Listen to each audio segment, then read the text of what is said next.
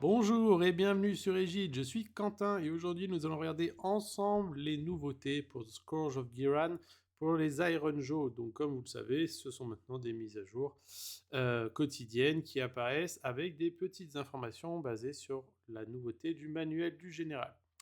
Aujourd'hui, qu'est-ce que nous apprenons? Eh ben, un truc qui me rend assez heureux, à savoir que nous allons a priori pouvoir, si l'article est juste, que le problème des articles, c'est que souvent ils sont un peu boiteux dans leurs informations, acheter, entre guillemets, pouvoir investir au travers de votre liste d'armées sur des optimisations, des artefacts, des traits de code, des choses comme ça, pour pouvoir se rapprocher au plus proche des 2000 points. Donc, est-ce que les premiers seront toujours gratuits et les suivants seront payants, ainsi de suite, ainsi de suite? Je ne sais pas. En tout cas, moi, j'étais un fervent défenseur du fait de pouvoir, une fois que vous avez utilisé vos optimisations gratuites, pouvoir payer 10, 15, 20 points, une auto-optimisation, je ne sais pas, un artefact, un trait de co.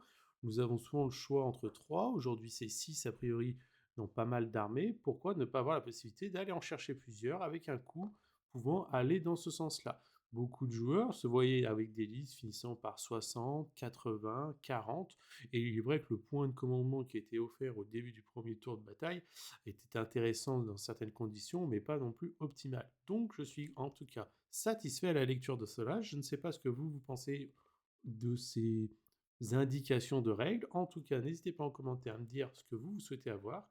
Et puis on va pouvoir maintenant plonger dans les nouveautés de la journée. Alors, Iron Joe. Donc, Iron Joe, bah, pour tous les joueurs Iron Joe, hein, vous le savez, il y a une grosse déception lors de la sortie du livre de règles.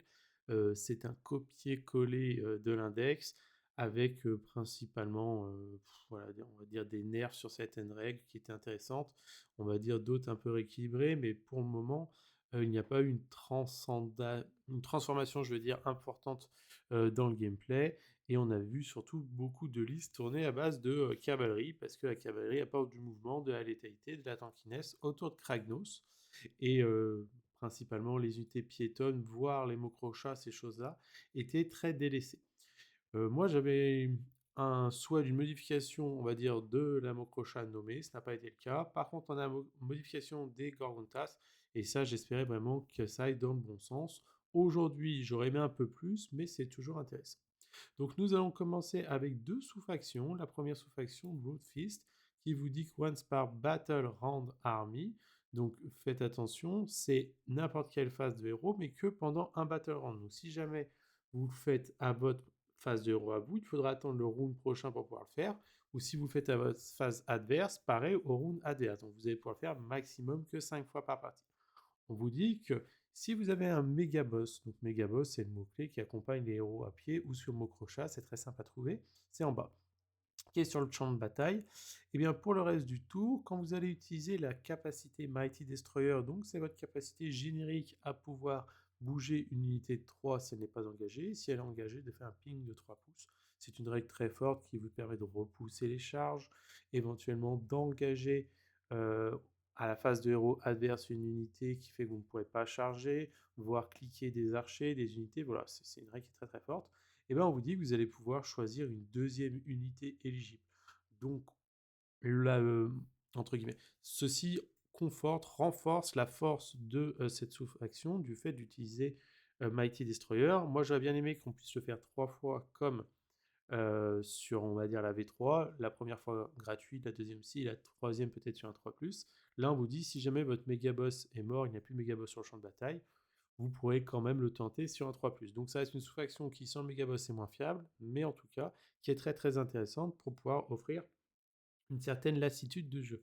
Latitude de jeu, je veux dire. Pourquoi je vous dis ça? Bah parce qu'en fait, aujourd'hui, vous avez des sous-factions qui sont très fortes en Iron Joe, mais qui, on va dire, sont construites sur un archétype. Vous n'avez pas une sous-faction un peu passe-partout. Celle-ci est la sous-faction, je trouve, un peu passe-partout, qui va vous permettre, juste autour d'un méga boss, de pouvoir avoir la possibilité de faire 2 Mighty Destroyers, donc quelque chose qui est très fort. Et la deuxième, Big Sneakers, qui est une One Spartan Army Any Combat Phase.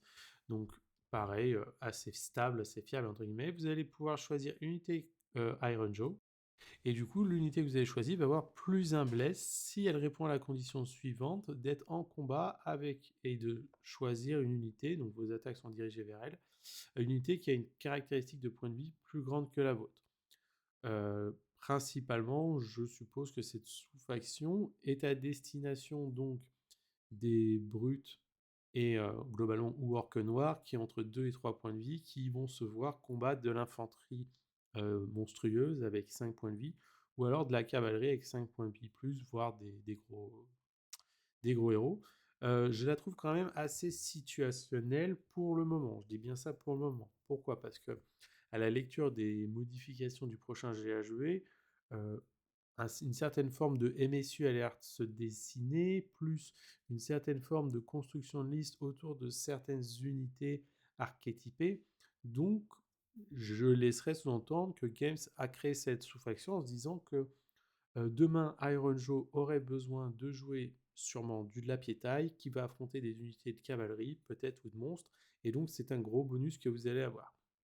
Cependant, si jamais on est sur quelque chose de beaucoup plus cosmopolitain avec la cavalerie, de l'infanterie, blablabla, cette sous-faction peut être moins intéressante que le Blue Fist qui, elle, est finalement un peu plus stable en permanence.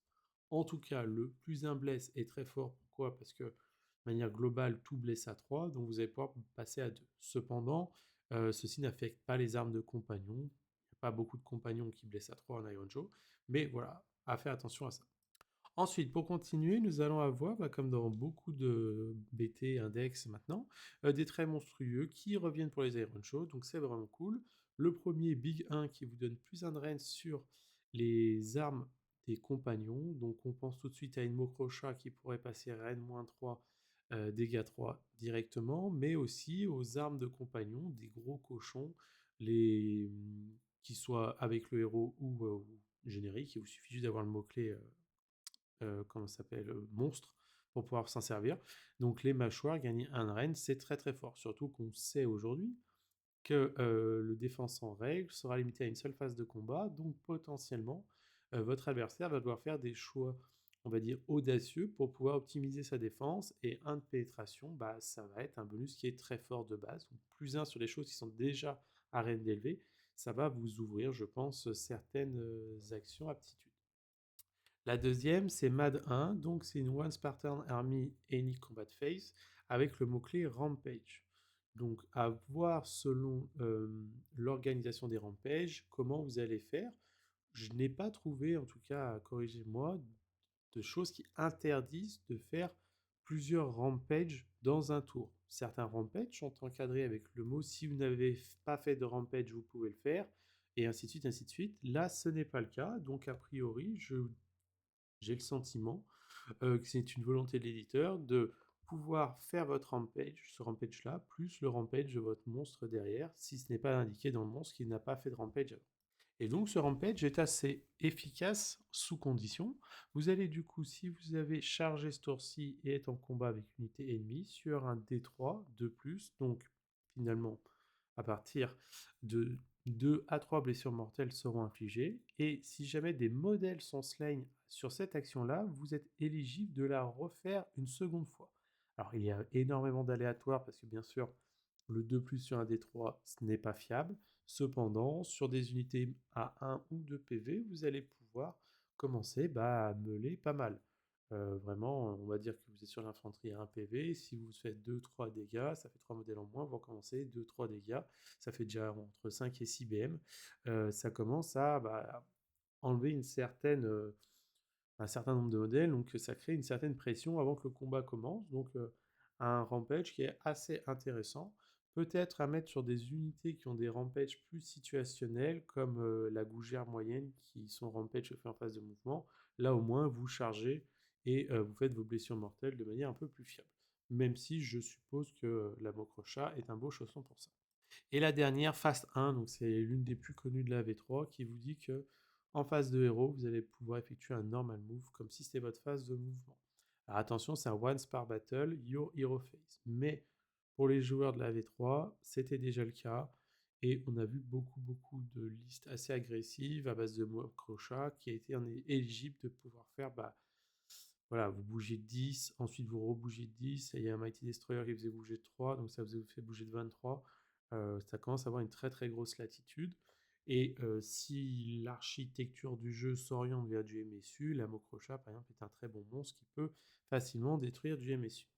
Donc 3 outils très intéressants, 3 traits monstrueux qui sont finalement un peu réchauffés de la V3. On va pas se mentir, on aurait aimé peut-être des choses un peu plus sexy, mais si j'ose espérer, euh, je ne sais pas si ça arrivera, mais j'espère en tout cas, qu'on ait dans le manuel du général des artefacts génériques, des traits de co génériques et des traits monstrueux génériques, nous pourrions nous retrouver avec peut-être une possibilité, en payant des coûts supplémentaires, d'avoir plusieurs traits monstrueux et pourquoi pas utiliser l'arsenal qui est mis à notre disposition complètement.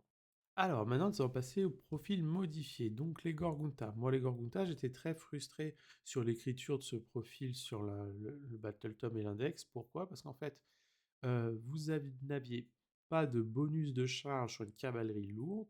Vous êtes en OC2, donc vous n'êtes pas une cavalerie légère. Et du coup, l'orc qui combattait très mal. C'était 4-3, -1, -2 sous cette situation, mais bon, ce n'était pas quelque chose qui était très fort, sachant que la situation, c'était anti-cavalerie.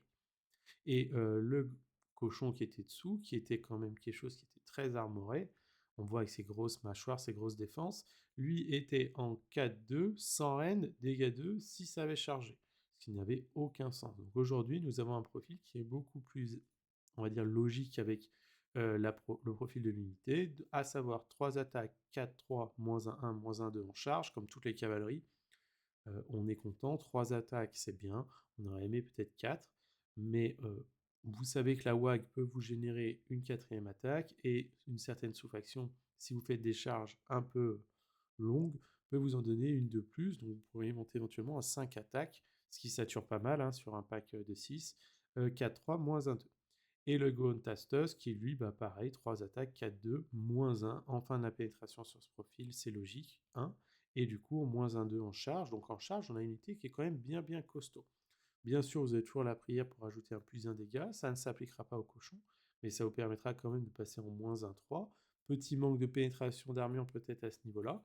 Mais avec le nouveau système de défense en règle, je pense que juste un pack de 3 Gorguntas va commencer à causer des problèmes là où avant, il ne servait principalement que d'écran et d'unités qui venaient cliquer, emmerder. Donc on retrouve un profil qui est 20 points plus cher, mais qui a un vrai design de combattant, ce qui est assez sympa.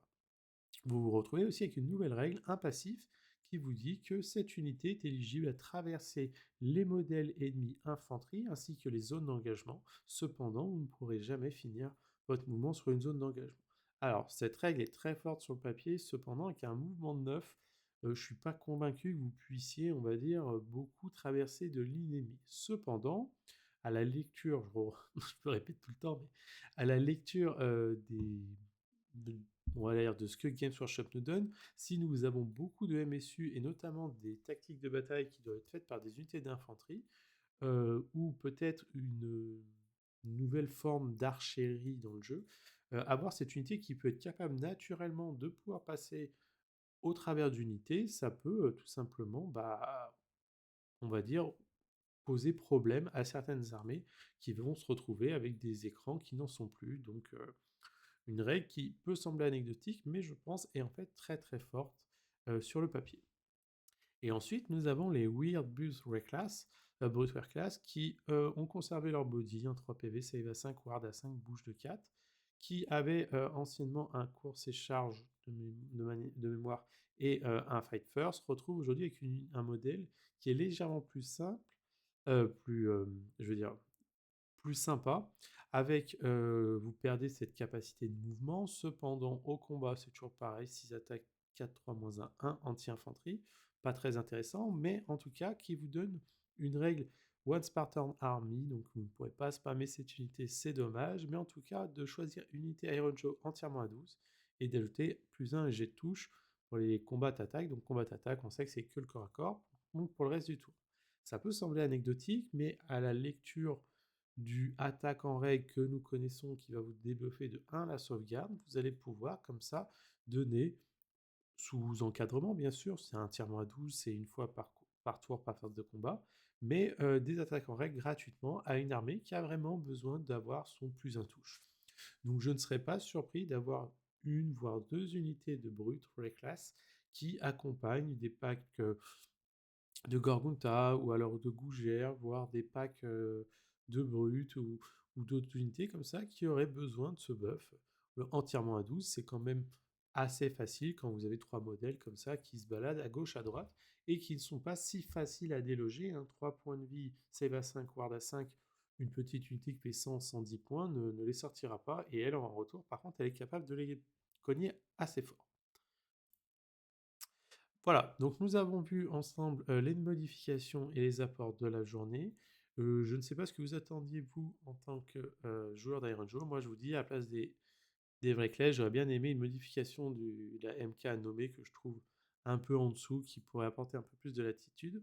En tout cas, aujourd'hui, le travail est très intéressant et je ne serais pas surpris de voir des joueurs Iron Joe tester avec les nouvelles sous-factions, les nouvelles unités qui nous sont proposées, ainsi que les traits de monture qui sont très forts.